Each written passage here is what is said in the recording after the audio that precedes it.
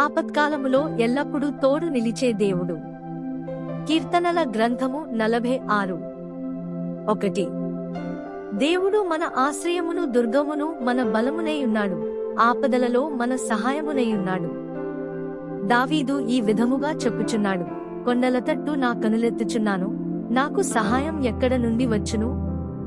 భూమ్యాకాశములను సృజించిన దేవుని వలననే దొరకును. దావీదునకు సంబంధించి అతని ఆశ్రయము, బలము మరియు సహాయము దేవుడు మాత్రమే.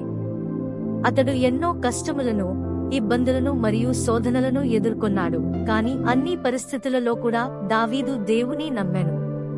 ఆయన మనలను ఎప్పుడు కూడా ఓడిపోయినివ్వడు. నిన్ను కాపాడువాడు కునుకడు, నిద్రపోడు, ఇశ్రాయేలును కాపాడువాడు విశ్రమించడు. కావున మనమందరము ఆ ప్రభువునందు విశ్వాసముంచుదాము, ఎందుకనగా మనకు సహాయము భూమ్యాకాశములను సృజించిన దేవుని నుండి వచ్చుచున్నది.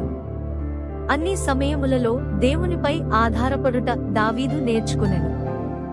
కాబట్టే అతడు అన్ని సమస్యలలో నుండి బయటకు రాగలిగెను మరియు ప్రభువు యొక్క బలమును బట్టి అతడు శోధనల గుండా వెళ్లగలిగెను. దేవుడు ఎన్నడూ తన పిల్లలను నిస్సహాయులుగా, నిరీక్షణ లేనివారుగా ఉండుట చూడలేడు. దేవుడు తన పిల్లలను ఎన్నడూ ఓడిపోనివ్వడు. దేవుని దృష్టి ఎప్పుడూ తన బిడ్డలపైయుండును.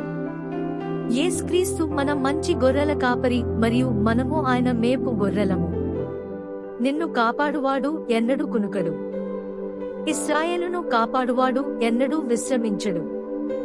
కాబట్టి ప్రభువునందు నమ్మకముంచుదాము, ఎందుకనగా నాకు సహాయము భూమ్యాకాశములను సృజించిన వాని యొద్ద నుండి వచ్చుచున్నది. భూమి తత్తరిల్లినను, పర్వతములు సముద్రము మధ్యలో పడవేయబడినను మనము భయపడము. సముద్రపు అలలు గర్జించినను, పర్వత సమూహములు మిక్కటమైన వేండ్రముతో పారిపోయినను మనము భయపడము, ఎందుకనగా సర్వశక్తిమంతుడైన ప్రభువు మన పక్షమున ఉన్నాడు. ఆయన ఇశ్రాయేలు దేవుడు, యాకోబు దేవుడు, మన కొండ మరియు మన కోట. హల్లెలూయా. మనము ఆపత్కాలములో భయపడక ప్రభువునందు విశ్వాసముంచవలసిన వారమైయున్నాము. దేవుని పిల్లలు ఆయన లేకుండా ఏ కష్టమును ఎదుర్కొనలేదు. ఆయన అన్ని వేళలయందు మనకు తోడైయుండువాడు మరియు నమ్మదగినవాడు. అన్ని కాలములయందు, అన్ని పరిస్థితులయందు ఆయనపై విశ్వాసముంచుడి, ఆయనను ఆధారము చేసుకునుడి. ఆపత్కాలమందు మన సహాయము కొరకు ఆయన ఎల్లవేళలా సిద్ధముగా ఉన్నాడు. కాబట్టి మనము ఆయన యొద్దకు పరిగెత్తవలెను మరియు ఆయన యందు సంపూర్తిగా నమ్మకముంచవలెను. మనము ప్రభువునందు విశ్వాసముంచినట్లయితే మనము శాంతిని కలిగి ఉంటాము.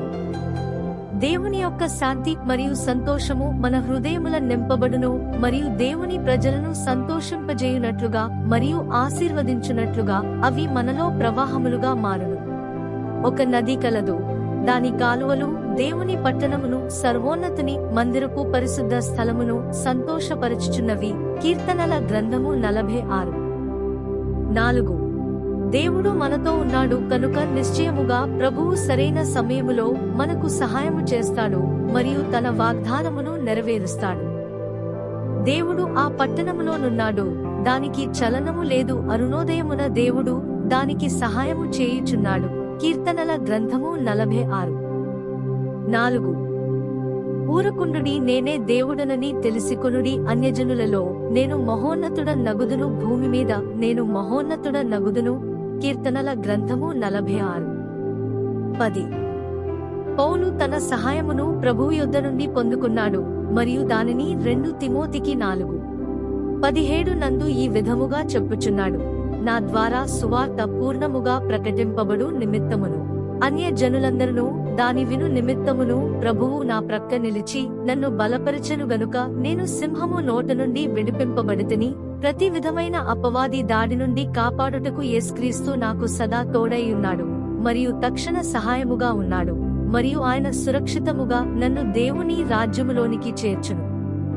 ప్రభువు మనతోనుండగా మనము దేనికి భయపడాలి? యాకోబు దేవుడు మనతోనుండగా మనము ఎవరిని గురించి భయపడాలి?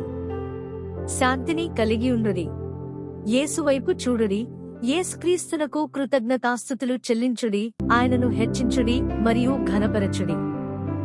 సరైన సమయములో ప్రభువు వచ్చును మరియు ఆయన తన హస్తమును బయల్పరచును. ఆయనకే యుగయుగములకు మహిమ కలుగునుగాక. హల్లెలూయా. ప్రభువైన యేసుక్రీస్తు మీ అందరినీ ఆశీర్వదించునుగాక.